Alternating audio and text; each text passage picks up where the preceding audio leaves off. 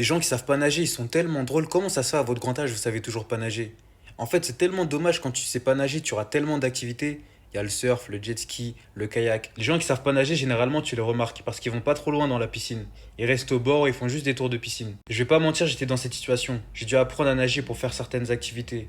Le problème quand tu sais pas nager, c'est que quand tu te retrouves près d'une piscine ou un endroit où il y a de l'eau et que tu dis aux gens que tu sais pas nager, tout le monde se transforme en coach. Ça devient un cours de natation. Tout le monde donne son avis, tout le monde donne ses techniques, mais ça ne marchera pas. Ça ne marchera pas, tu sais pas nager. Il y a beaucoup plus de personnes qui savent pas nager que l'on pense.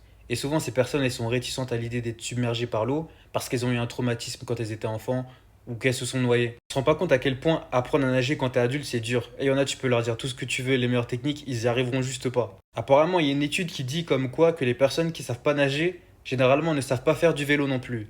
C'est une étude qui dit ça, faut que je la retrouve. Mais l'étude est date. Donc si je la trouve, je vous mettrai le lien. En tout cas, force à tous ceux qui savent pas nager et pas faire de vélo, parce que c'est vraiment pas facile.